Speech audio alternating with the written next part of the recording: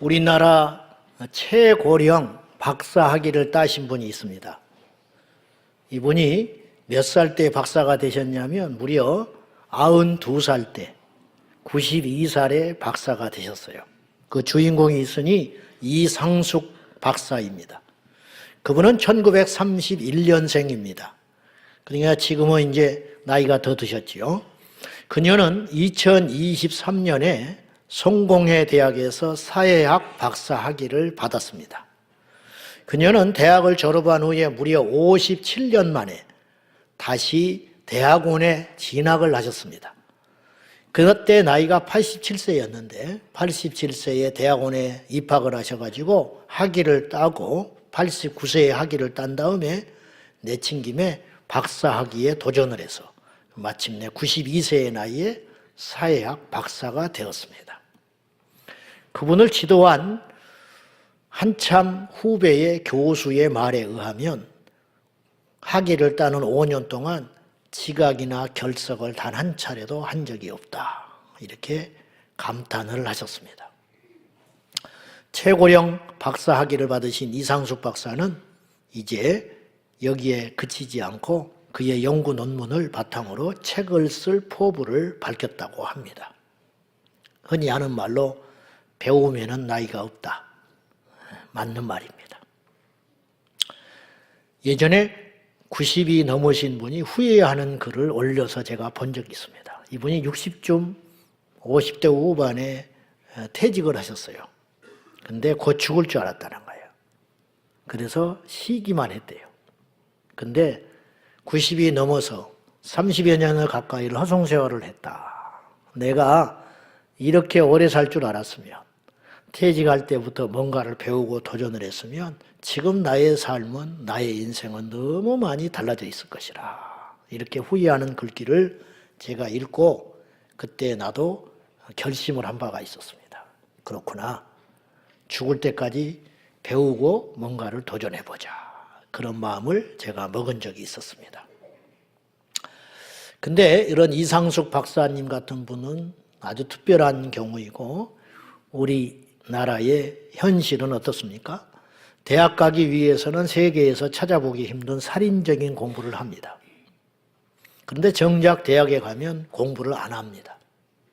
공부를 안 해도 졸업을 다 했기 때문입니다. 이게 구조가 심각한 문제가 있다는 거죠.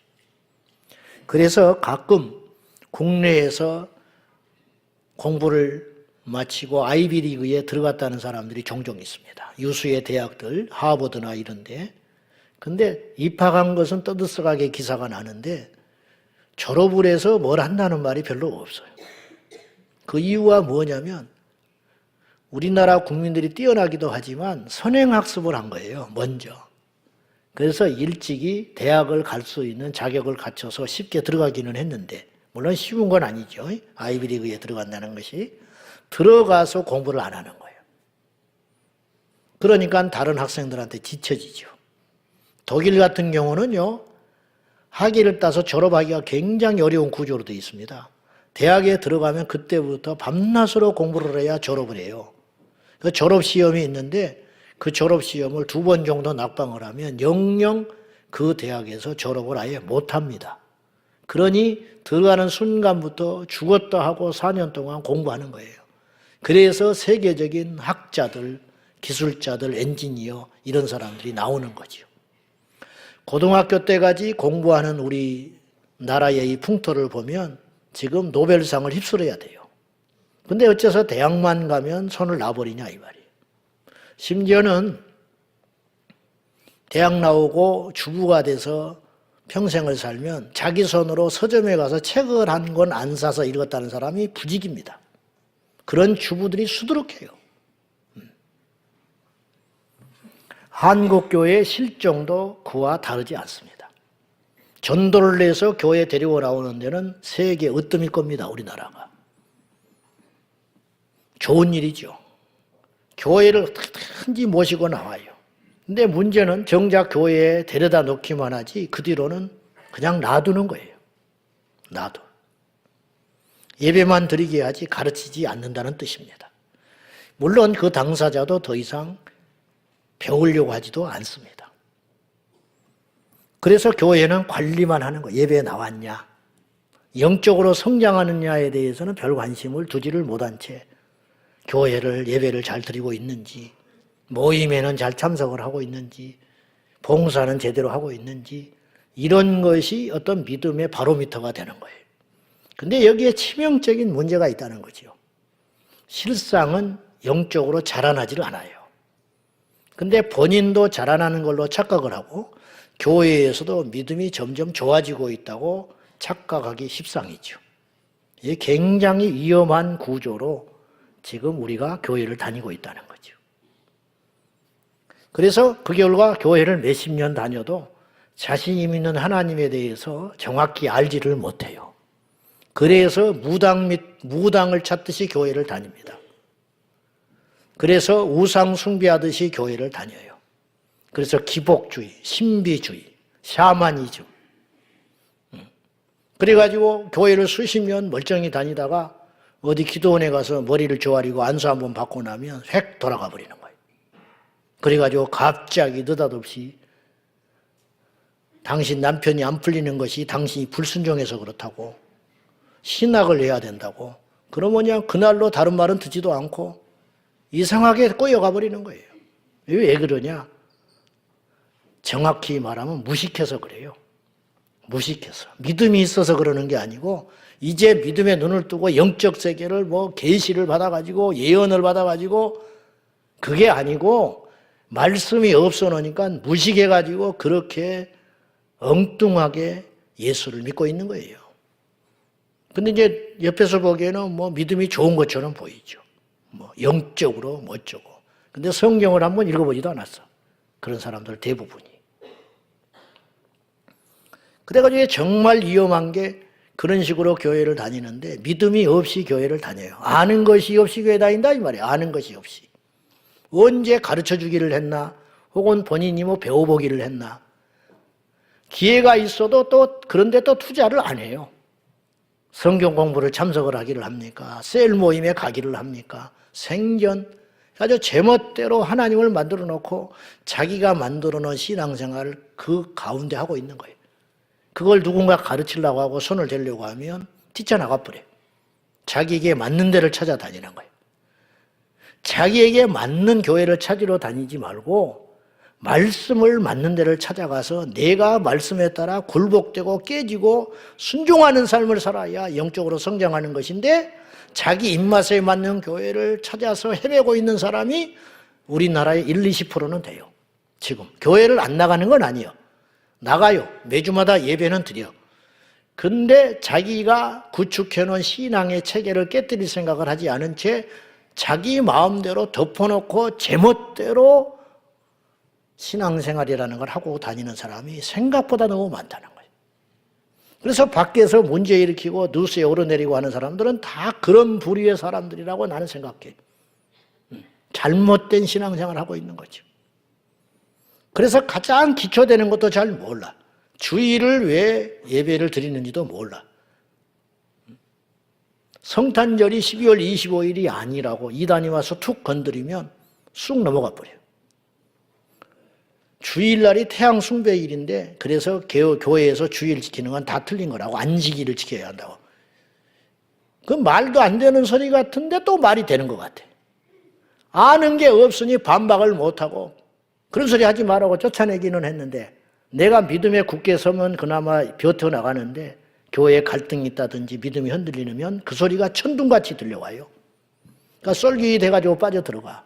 그래서 이단으로 가는 사람 90%가 기존 교회에서 옮겨간 사람들이에요. 이러니 문제가 심각하다는 거죠. 이것이. 성장과 성숙이 안 돼요. 준비가 안 되어 있으니 몇십 년 예수를 믿고 교회를 다닌다고 하면서도 대표 기도를 하라고 그러면 협박이 들어와요. 교회 옮겨버린다는 거야.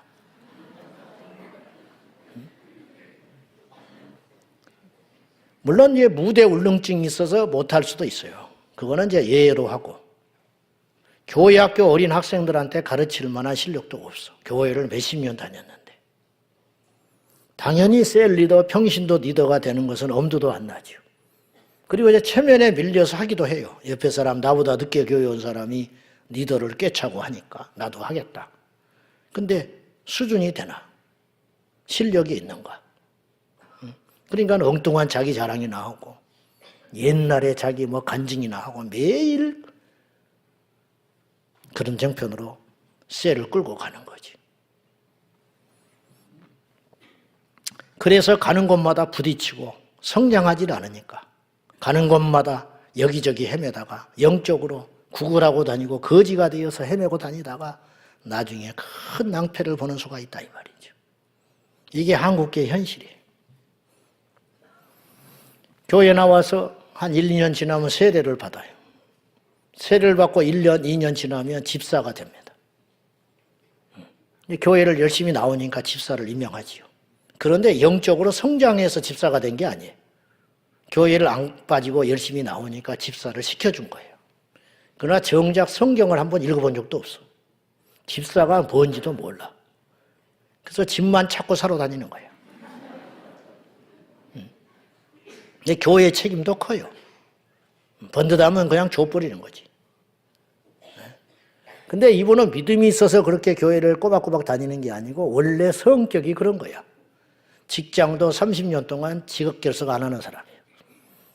원래 그런 사람이기 때문에 교회를 그렇게 다니는 것뿐인데 영적으로 변화가 일어난 줄 알고 거듭난 줄 알고 지분을 덜컥 줘요. 그러면 이건 그 사람에게 재앙이 됩니다. 재앙. 그때부터. 왜냐? 그러면 이제 그 가진 체면과 신분 때문에 자꾸 자신을 포장하게 되죠.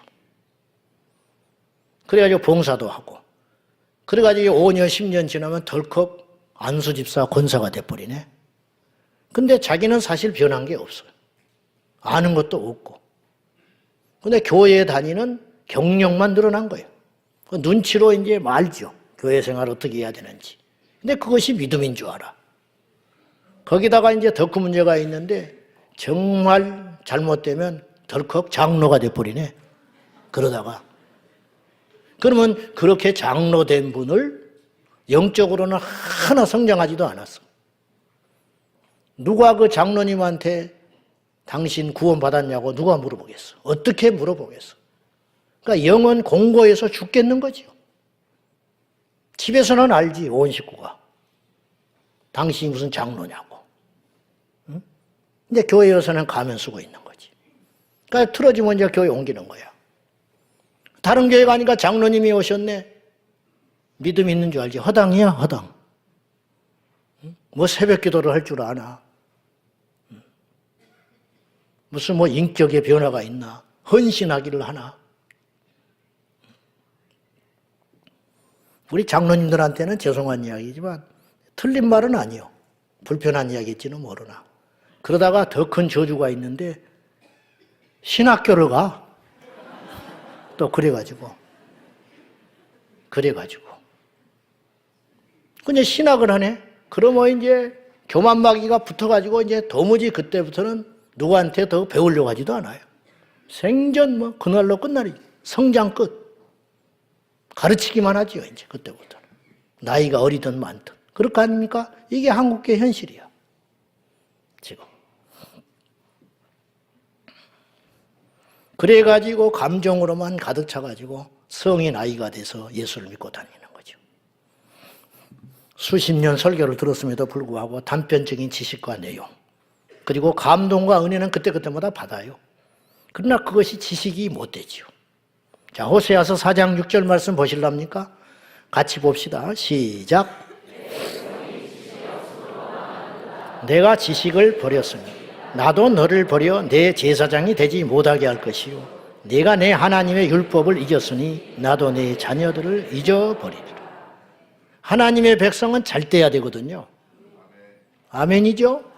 하나님의 백성은 잘 되고 안 된 일도 되게 하고 막힌 것도 열려지고 광야에서도 살아남는 게 하나님의 백성이거든요. 근데 성경에 뭐라고 그랬냐? 내 백성, 하나님의 백성이 망한데 망해가고 있대 지금. 그 이유가 뭐냐? 지식이 없다. 뭘 알아야 내 백성이 되지. 내 백성이 됐다는 것은 나의 뜻을 알고 나의 법도를 알고 나의 생각을 알아야 되는데 도무지 그건 알려고 하지 않은 채 제멋대로 살아간다는 거예요. 그러니까 망해가는 거예요. 망해간다는 거예요. 지식을 버렸으니 배우려고 하지를 않으니 그 소리예요. 지식을 도무지 취득하려고 하지를 않는다. 그러니 그 속에 말씀이 없으니 무슨 수로 하나님의 백성이 되겠느냐. 이렇게 호세아가 탄식을 하고 있는 거예요. 여기서 망한다는 단어 히브리어는 오베드라는 단어인데 이 오베드라는 단어가 굉장히 강한 단어예요. 사실은 완전히 파괴되는 거 그런 뜻이 갖고 있어요. 뭐 경제적으로 어려워서 망하고 병이 들어서 망하고 가정에 우환이 있어서 실패하고 망하고 그런 정도의 수준이 아니라 완전히 망한다는 뜻. 오베드라는 단어는 뭐냐면 이 땅에서도 망하지만 죽어서도 망한다는 뜻이에요. 그러니까 지옥에 가버린다는 거예요. 죽어서. 그런 상태로 된다. 어째서 하나님의 백성이 그렇게 될 수가 있냐. 이렇게 되기도 어려운 거 아니에요? 하나님의 백성이 어떻게 지옥을 가? 이유는 간단하다. 지식이 없어서 그렇다. 무식하고 모르니까 말씀이 없으니까 내 백성이 지금도 죽어서 이 땅에서도 고난이고 죽어서도 멸망하여 지옥을 가는구나. 그렇게 단식하는 거예요. 그리고 오베드라는 단어는 또 다른 의미의 뜻을 또 하나 갖고 있어요. 이 호세아서에는 이제 망한다라는 말이 오베드 완전히 파괴된다는 말로 쓰였지만은 종이 된다 그런 뜻이죠. 종이 된다. 내 백성이 종이 되는구나. 무식하니까. 무슨 종? 세상의 종, 마귀의 종, 물질의 종, 자기 감정의 종이 돼가지고 망할 길로 가고 있구나. 알아야 자유가 있거든요. 진리 안에 자유가 있는 거 아니에요? 알아야 마귀가 못 견디는 거거든요. 모르니까 알려고 하지를 않으니까 마귀가 제멋대로 우리 인생을 끌고 다니면서 난도질 해가지고 여리저리 헤매고 다니다가 마지막에 던져버린다는 거예요. 우리 제자왕성교회 성도님들은 그런 비참한 신앙생활과 마지막이 되지 않아야 할 줄로 믿습니다. 올해 표어가 가르치는 교회, 배우는 성도입니다. 사실 성도님들의 입장에서는 조금 불쾌할 수도 있겠다. 가르친다? 누가 나를 가르쳐? 결국 가르친다는 건 목사님들이 가르친다는 것인데 평신도 지도자들이 가르친다는 것인데 나도 뭐 나이가 먹을 만큼 먹었고 그리고 나는 저 목사님들 교회 태어나기 전부터 나는 교회를 다닌 사람이야. 근데 내가 뭘 이 나이 돼가지고 뭘 배워? 92세에 박사 된 사람이 있어.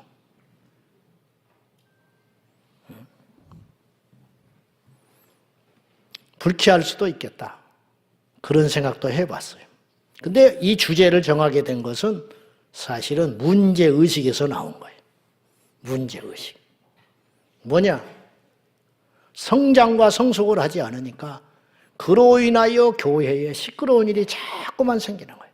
근데 우리 교회가 뭐 특별히 나쁜 교회도 아니고 월등하게 좋은 교회도 아니에요. 그냥 평범하고 보통의 교회예요. 무슨 행사를 치르고 나면 우리 교회가 그럴 수도 있고 안 그럴 수도 있지만 어떤 행사를 치르고 나면 시끄러워져. 뭔 봉사를 하면서 부딪혀. 셀 모임에 가가지고 또 시끄러워가지고 믿음 키우라고 셀 모임 보내놨더니 가서 시험 들어서 오히려 교회를 떠나버렸다는 거예요. 왜 이런 일이 자꾸만 발생하는가? 그건 성숙과 성장을 하지 않기 때문이다. 영적으로 어른이 되면 안 싸우잖아요. 애들은 툭 하면 싸우잖아요. 뭐 갖고 싸우냐? 내 거 먹어버렸다는 거예요, 사탕을. 어른들은 그거 가지고 싸우지는 않거든. 근데 영적으로 자라나지를 않으니까 자꾸만 싸워서는 안 되는 뭐 대단히 뭐 지옥 가는 문제도 아니고 내 인생이 망가지는 일도 아닌데 부딪히고 헐뜯고 수군거리고 다투고 그런 일이 왜 생기는가? 이게 한국교회 전체가 갖고 있는 문제. 부끄러워서 말을 안 하는 것뿐이지. 나는 좀 불편하도록 이야기를 하니까 그러는 것이지 그런 문제들이 교회 안에 숱하게 많다는 거예요. 선거 때가 되면 시끄럽고 운동회 하고 나면 시끄럽고 그러니 도대체 뭘 하냐 이 말이에요. 도대체 이래가지고 그 이유가 뭐냐? 살만 찌지 성장하지를 않는다. 성숙하지를 않고 우리 교회가 몸집이 늘어나고 있잖아요. 여기 살찌는 사람을 보고 건강하다고 말할 사람은 한 명도 없어요. 위험하다고 그러지. 살 빼라고 그러지. 교회가 숫자가 늘어난다는 건 살이 찌는 거예요. 살이 찌면 뭐 하겠어? 키가 자라고 그것이 근육이 돼가지고 나를 든든하게 만들어야 되는데 근육으로 가지를 않지 비계덩어리가 돼가지고 그래서 마귀가 건드리면 퍽 쓰러져 버리고 일어나지도 못하고 세상에 손가락질 받고 조롱받고 그런 존재가 되고 마는 거죠. 제발 우리 제자강성교회가 그런 공동체가 돼서는 안 된다는 거예요. 제발.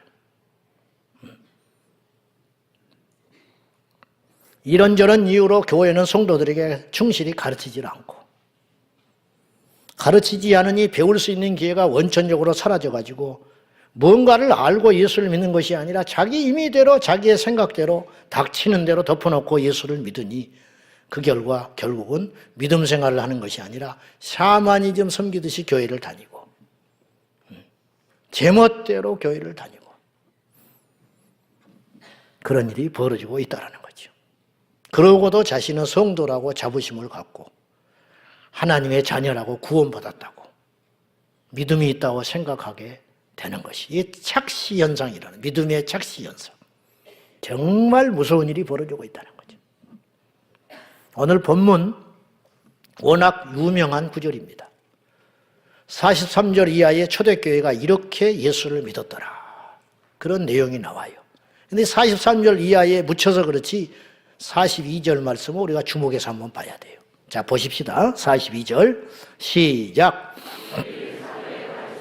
서로 교제하고 떡을 떼며 오로지 기도하기를 힘쓰니라.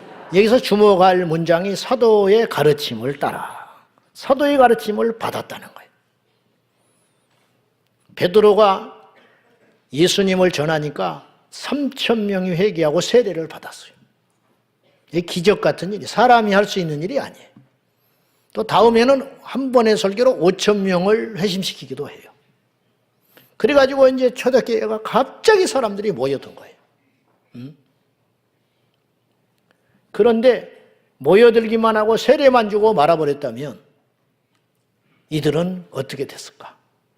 이 땅의 기독교는 어떻게 됐을까? 저는 없어졌을 거라고 생각해요. 근데 주님의 명령에 충실했던 제자들이, 사도들이 실천을 하기 시작했는데 마태복음 28장 19절에서 20절 말씀 봐요. 다 같이 시작. 그러므로 아버지와 아들과 성령의 이름으로 세례를 베풀고 내가 너희에게 분부한 모든 것을 가르쳐 지키게 하라. 볼지어다 내가 세상 끝날까지 너희와 항상 함께 있으리라 하시니라. 이게 주님의 지상 최후의 명령이라고 이름이 붙여 있거든요. 주님이 이 말씀하시고 승천에 올라가셨어요. 올라가시기 직전에 당부하신 게 뭐냐면 너희는 가서 모든 민족으로 차별하지 말고 인종을 차별하지 말고 남녀를 차별하지 말고 가난과 부유함을 차별하지 말고 모든 족속으로 누구든지 다 구원을 받아야 할 사람들이기 때문에 모든 족속으로 민족으로 제자를 삼아 아버지와 아들과 성령의 이름으로 세례를 주고 여기까지는 해요. 교회가 복음을 전해가지고 데려다가 세례는 준다니까 세례를 주고 그 다음에 내가 너에게 분부한 모든 것 좋은 것만 가르치지 말고 듣기 좋은 것만 말하지 말고 인상 찌푸리지 않을 말만 가르치지 말고 가감없이 모든 것을 가르쳐 어디까지 가야 되냐? 지키는 데까지 가게 해라. 그것을 지키는 것이 배움의 열매라는 거예요. 가르쳐 지키게 하라. 그러면 내가 너희와 영원히 함께 할 거야. 주님이 그러셨잖아요. 제자들은 이 말씀에 충실했어요. 그래서 오늘 사도들이 이 명령에 순종하여 지금 회개하고 세례 받았잖아요. 그 사람들에게 주님께로부터 받은 말씀을 충실히 가르치기 시작했다는 거예요. 언제까지? 지킬 때까지, 변할 때까지, 그런 사람이 될 때까지. 말이 그렇지 결코 쉬운 일이 아니에요. 그러나 이 사도들이 전심으로 하나님의 말씀을 전하는 것과 기도하는 것 두 가지만 했다는 거예요. 그리 했더니 나타나는 열매가 세 가지가 있었어요. 이 42절 짧지만 사도들의 가르침에 충실한 세례받은 초신자들이 사도들로부터 충실히 말씀을 배우고 난 다음에 세 가지의 열매가 나타났으니 그 첫째가 뭐냐? 서로 교제했다. 간단한 이야기 같죠. 서로 그냥 이렇게 인사하고 서로 친하게 잘 지내게 됐다. 2000년 전에는 종이 있었어요. 종, 노예. 오늘 같은 시대가 아니에요. 평등한 세상이 아니었어요. 교회 안에 각양의 사람들, 각양의 인종들이 들어오기 시작했어요. 히브리파, 헬라파, 남자, 여자, 귀족, 가난한 자, 천한 자, 못난 자, 강한 자, 약한 자. 덧대기 시장 속된 말로. 그런 사람들이 어떻게 하나가 됩니까? 근데 말씀을 가르쳐 놨더니 그들이 진정으로 서로 교제하기 시작했다. 세상에서야 얼굴도 못 쳐다봐. 근데 교회에 오니까 서로 친구가 되는 거예요. 이걸 사도들이 몸소 보여줬고 가르쳐줬어요. 예수님이 우리에게 그렇게 가르쳐줬다. 높임을 받는 자가 높은 자가 아니야. 우리는 이 시간부터 세례받고 하나님의 백성 된 우리는 이제부터 형제 자매만 있다. 천국에 가면 높은 것도 낮은 것도 없다. 우리는 하나님의 자녀로서 다 하나요 형제 자매만 있을 뿐이다. 그러니까 주인하고 종이 형제 자매가 되는 거죠. 교회 안에서는. 그래서 진정한 교제가 일어나는 거예요. 여러분 이게 결코 간단한 일이 아니었어요. 그 다음에 떡을 떼며 속으로 떡 나눠 먹었나? 같이 식탁 공동체를 이루었다는 거예요. 같이 밥을 먹었다는 거예요. 종하고 주인이 어떻게 밥을 먹습니까? 그러나 초대교회는 그런 신비로운 일이 일어나기 시작했다는 거예요. 무엇 때문에? 사도들이 말씀을 가르쳤기 때문에. 서로 사랑하라고 가르쳤어요. 베드로가 아마 잘은 몰라도 이렇게 가르쳤을 거야. 눈물을 글썽거리면서 나는 이 입으로 예수님을 모른다고 3번이나 부인한 죄인 중에 개수 같은 놈입니다. 여러분도 아시지 않습니까? 소문은 들어서 알고 있을 것 아니요. 그런데 예수님이 나를 찾아오셨습니다. 그리고 나를 민망할까 봐 묻지 아니하시고 혼내지 아니하시고 단지 3가지 질문만 하십니다. 나를 사랑하냐고. 그때 나는 주님을 사랑한다 고백했고 그 주님의 용서와 사랑이 오늘 나를 여기에 세워놨습니다. 그럼 사람들이 울었겠지. 감동받아서. 그러므로 우리 서로 사랑합시다. 그때 벽이 무너지는 거예요. 그때. 그리고 하나가 되는 거죠. 이런 일이 초대교회 안에 계속 일어나기 시작했다. 그리고 3번째로 오로지 기도하기에 힘쓰니라. 주님으로부터 기도를 배웠잖아요. 제자들이. 주기도문. 너희는 이렇게 기도해라. 기도의 가치, 기도하면 일어나는 일들, 어떤 내용으로 기도해야 할지 이런 것들을 사도들이 충실히 가르침으로 인하여 잘못된 기도를 했을 거 아니에요. 지금까지 세상의 신을 섬기며 세상의 방법대로 했던 것들을 다 바꾸고 예수의 이름으로 기도하기 시작하고 그때 변화가 일어나고 능력이 나타나고 하늘의 문이 열리니까 그래서 초대교회가 서로 진정한 교제와 진정한 식탁 공동체 사랑을 통하여 하나님 앞에 깊이 기도하기 시작했다. 이런 일이 일어나고 하니까 초대교회가 강성해져 가지고 어떤 일이 일어나느냐 그걸 보고 표적과 기사를 보고 사람들이 두려워했지만 믿지는 않았어요. 실상 무엇을 보고 믿었느냐? 칭송받고 구원받는 자가 점점 늘어났다고 그랬죠. 이건 뭐 때문에 그런 일이 벌어졌냐면 말씀을 배워서 변화된 사람을 통하여 일어나는 거라는 거예요. 야, 저 사람이 저렇게 변할 수 있는가? 어떻게 사람이 저렇게 살 수가 있는가? 옛날에 거만하고 아랫사람 울기를 우습게 알던 저 사람이 어떻게 저렇게 변했을까? 나는 잘은 모르지만 나는 예수라는 분을 모르기는 하지만 그가 믿는 예수를 저 사람을 통해서 나는 보내. 그리고는 예수 믿는 사람이 점점점 많아지기 시작했다는 거예요. 뭐 때문에 그러느냐? 말씀을 잘 배워서 그것을 지키는 데까지 가니까 그것을 보고 사람들이 예수 믿기 시작하더라는 거예요. 사실 이 땅에 지금 전도가 안 된다는 것은 출생률이 떨어져서 그런 것도 아니고 세상이 각박하고 발전했기 때문에 그런 것이 아니라 우리가 예수를 믿는 자의 삶으로 열매를 보여주지 않기 때문에 안 믿는 거죠. 그러면 왜 그렇게 열매가 안 나타나느냐? 우리가 말씀을 배우지 않아서 그렇다. 그런 말이죠. 오늘의 한국교회 현실은 참으로 문제가 많다고 지적을 당하고 있습니다. 목회자를 향한 따가운 시선, 교회의 오래된 성도들에 대한 시선들. 그 무엇이 문제일까요? 결국 요약하면 두 가지예요. 하나는 도덕적 문제. 예수 믿는 사람이 저는 교회에 와서 더 망가진다고 보지는 않아요. 저는. 좋은 사람이 교회에 와서 다 더 버려지지는 않지. 교회에서 거짓말해라 그런 설교 들어봤어? 여러분 너무 정직하게 사십니다. 이제 좀 더럽게 사시오. 그런 설교는 들어본 적이 없어. 이단도 그렇게 말하지는 않아요. 그러니까 교회에 와서 더 망가질 리는 없어요. 문제는 뭐냐? 교회에 와도 안 변한다는 데 문제가 있는 거죠. 그럼 왜 안 변하냐? 알지를 못하니까. 옛날에는 초등학교를 국민학교라고 그랬어요. 여러분도 그랬는지 모르겠지만 저희 반 57명이 6년 동안 한 반에서 살았는데 그 국민학교 졸업할 때 6년 동안이나 공부를 했는데 글씨를 모르고 졸업한 사람이 몇 명 있었어요. 믿어지세요? 글씨를 몰라. 그래도 사는 건 지장 없어. 글씨를 몰라도 친구들하고 노는 것도 지장 없고 밥 먹는 것도 지장 없고 돈 쓰고 그러는 것도 어디 가서 계산도 잘하고 상관없어. 근데 한 가지 치명적인 문제가 있으니 글씨를 몰라. 그래서 남게 해가지고 가르치죠. 그 선생님들이 귀찮으니까 이제 뽑아가지고 가르치라고 그래. 그럼 막 잣대 들고 선생 노릇하면서 때려가면서 아무리 가르쳐도 기억 니은 디귿을 몰라. 6년 동안을 학교 다녔는데 밥은 또 엄청 먹어요. 도시락은. 힘도 엄청 세. 못 건드려. 근데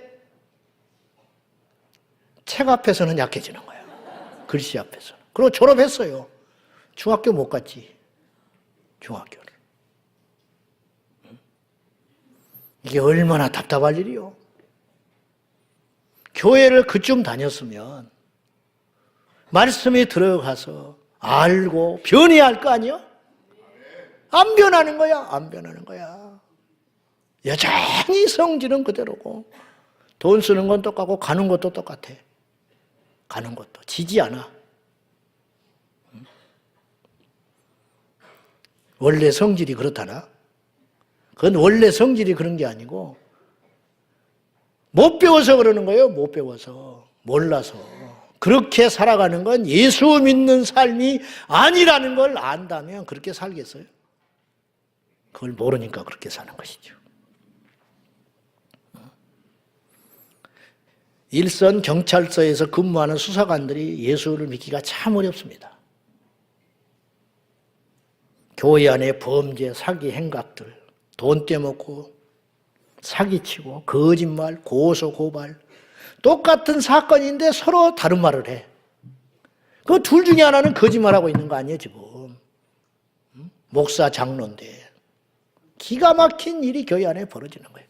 우리 외삼촌이 경찰로 봉직하다가 돌아가셨는데 끝까지 예수 안 믿고 돌아가셨어요. 끝까지 입을 다물고 나중에 의식 없으셔가지고 돌아가셨는데 제가 명절 때 만나면 전도하느라고 예수 믿으라고 삼촌 그러면 가만히 듣고 있다가 보소 내가 날마다 경찰서에서 교인들 서로 시비 붙어가지고 고소하는 걸 상대하고 있어. 근데 내가 어떻게 예수를 믿어 그래. 근데 교인들은 그러면 안 된다는 거예요. 이분 생각은.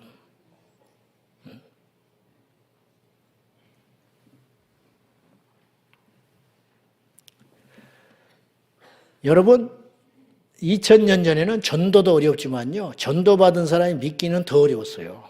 지금은 예수 믿는 게 무슨 불이익이 있어요. 현실적으로. 시간 좀 들이면 다지. 주일날 교회에 와서.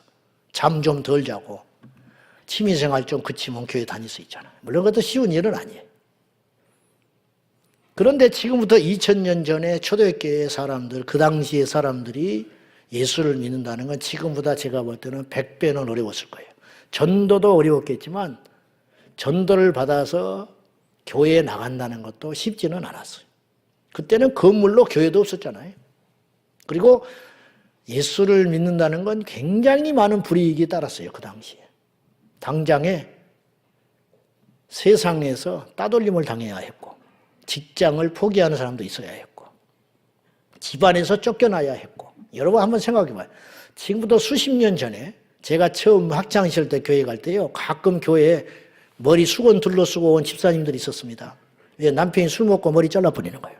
교회 다닌다고. 머리 잘라버려요, 가위로. 그러면 이게 수건 둘러쓰고 교회에 와서 훌쩍훌쩍 울고 있는 집사님들 내가 종종 봤어요. 지금부터 몇십 년 전에도 우리나라가 그랬다고. 지금부터 100년 전, 130년 전에 우리나라 초기에 기독교 들어왔을 때 얼마나 많은 사람이 피 흘렸어요. 예수 믿는다고. 얼마나 몹쓸질 많이 당해서 무시당하고. 그런데 2000년 전에는 어땠겠어요? 그런데 그들이 그런 모든 위험을 감수하고 예수를 믿을 수밖에 없었던 이유는 과연 뭐냐? 그것은 주님은 어제나 오늘이나 동일하시잖아요. 그때라고 해서 특별히 어떤 큰일을 이루신 게 아니에요. 그럼 차이가 뭐냐? 그때에 제대로 믿는 사람이 많았다는 뜻이에요.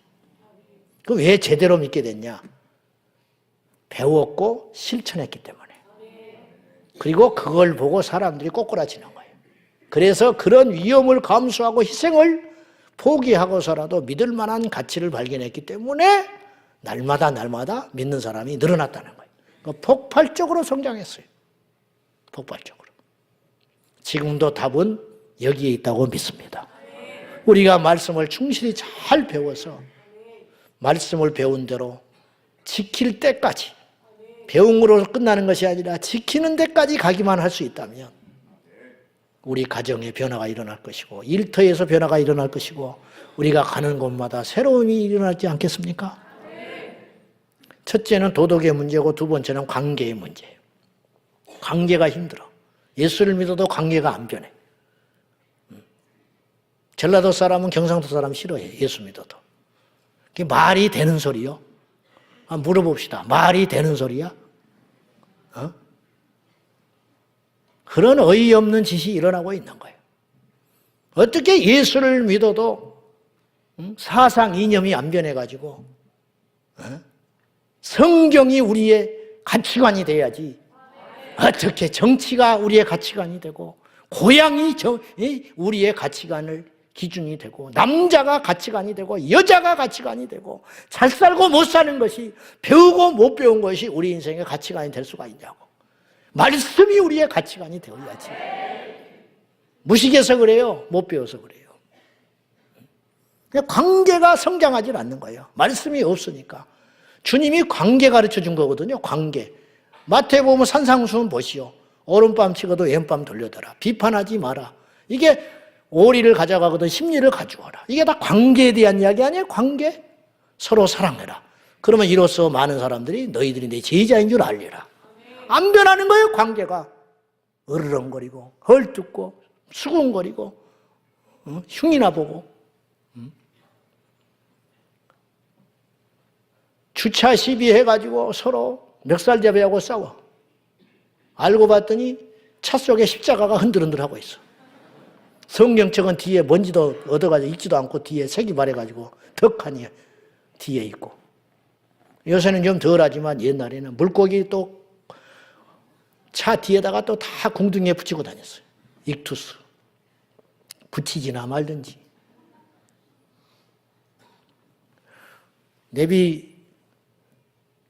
내비에 검색을 해서 제자광성교회 보면은 우리 교회에 대한 평가가 있어요. 별 하나, 5개 그런 거 있잖아.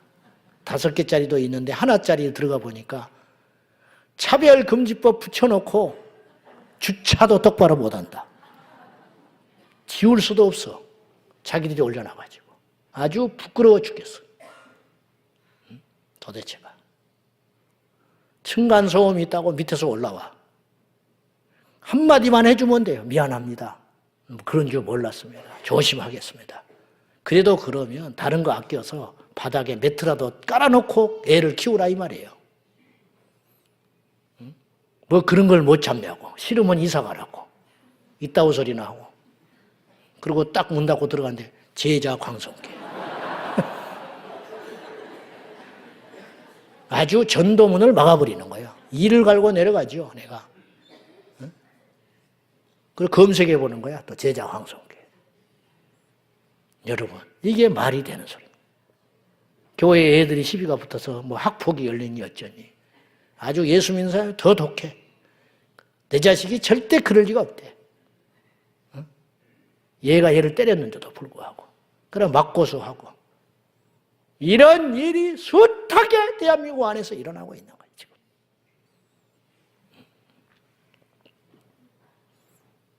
너무 가슴 아픈 일이라는 거죠. 왜 그러냐 이거예요. 성장하지를 않으니까. 그러니까 이 사람이 예수를 믿어서 그렇게 된 게 아니에요. 원래 그런 사람이야. 그러면 예수를 믿었으면 그런 것이 없어져야 되잖아. 근데 안 없어지는 거예요. 여전히 똑같아. 똑같아. 여러분, 점쟁이 안 찾아가고 우상 숭배 안 하고 술, 담배만 안 한다고 해서 예수 믿는 사람 된 게 아니에요. 주일날 성경책 끼고 교회만 한다고 해서 예수 믿는 사람 된 게 아니에요. 말씀을 배우고 말씀 안에 거할 때 너희는 가서 모든 족속으로 제자를 삼아 가르쳐라. 제발 좀 가르쳐라. 언제까지? 지킬 때까지. 그 말씀을 지킬 때까지. 그러면 내가 너희와 함께 할 거야. 올해 주제의 말씀입니다. 시편 119편 33절인데 같이 보십시다. 시작. 내가 끝까지 지키리이다. 여호와의 율례들을 내게 가르쳐 주십시오. 내가 무식해서 그렇습니다. 말씀을 좀 가르쳐 주세요. 그러면 내가 그 말씀을 듣고 배워서 영원토록 지켜보겠습니다. 죽을 때까지 지켜보겠습니다. 나는 원래 그런 사람이 아닌데 말씀에 그렇게 하려고 하니까 나 그렇게 해볼게요. 이건 내 성격에는 안 맞는 말씀이지만은 주의 말씀에 그렇게 기록되어 있고 그렇게 하라고 하니 내가 그렇게 해보겠습니다. 그런 자세. 제가 아까도 말했다시피 일종의 위기감에서 이 표가 나왔어요. 이대로 가면 큰일 나요. 우리 교회. 계속 들쑥날쑥. 저는 어찌어찌 해서 나이 차서 목회 마감하고 은퇴하겠죠. 난 그런 목사가 되고 싶지는 않아요. 살찌는 교회가 되지 말고 성장하고 성숙한 교회가 되자 이 말이에요. 팬들, 무리들 그냥 우르르 쫓아다니면서 좋다, 나쁘다 그러한 사람 되지 말고 주님의 확실한 제자가 되어서 비바람도 버티고 고난도 버티고 말씀을 지키기 위하여 몸부림을 치면서 복을 주시든 안 주시든 그건 하나님의 소관이고 제자가 되어서 이 땅의 지상명령을 잘 해내는 진짜 배기 그러한 우리 제자강성교회 지체들이 다 될 수 있기를 진심으로 축원합니다. 올해 당장 오늘 오후에 사역 세미나 한다고 그랬어요. 와서 하나라도 배우면 그 배운 거 하나가 올 1년 사역을 끌고 가는 데 있어서 그때마다 생각이 나서 나를 풍요롭게 하고 나를 복되게 하고 풍성하게 만드는 배웠으니까 말씀이 안에 있으니까 성경 공부를 개설하고 셀 모임을 개설하고 어떤 모임을 개설하고 특강을 준비하고 그리고 열심히 참석하셔서 다시 초심으로 돌아가서 베레아 교회 성도들처럼 간절히 말씀을 받고 정말 그런가 성경을 통하여 확인하고 날마다 안다고 하지 마시고 선율로 생각한 자는 넘어지가 조심하라 바울이 그랬잖아요. 이 말은 교만하지 말란 소리인데 저는 오늘 이 주제의 말씀과 맞추어서 이렇게 표현하고 싶어요. 선율로 생각하는 자는 넘어질까 조심하라. 이 말은 저는 이렇게 말을 하고 싶어. 배우지 않으려는 자는 결코 성장하지 못한다. 그러니 부지런히 배우거라. 내가 안다고 생각하는 사람일수록 모르는 거예요. 내가 됐다고 생각하는 순간부터 안 된 거예요. 그리 각오를 가지시고 우리 주님 오시는 날까지 끝까지 배우고 가르치는 저와 여러분 되기를 축원합니다. 하나님 아버지 올해 가르치는 교회, 배우는 교회로 배우는 성도로 출발합니다. 우리가 무엇을 알아서 감히 가르치며 우리가 어떻게 무엇을 배우겠습니까? 오직 내가 만난 주님, 내가 만난 말씀을 통하여 우리 모두가 함께 성장하고 성숙할 수 있는 우리 제자 광성교회, 물이나 팬이 아니라 주님의 제자가 되는 우리 교회 되게 하여 주옵소서. 내 백성이 지식이 없어서 지금도 망해간다. 아파하시는 주의 음성을 듣고 주여 지식을 취하겠습니다. 부지런히 배우겠습니다. 결단하는 우리가 되게 하여 주옵소서. 예수님의 이름으로 기도하옵나이다.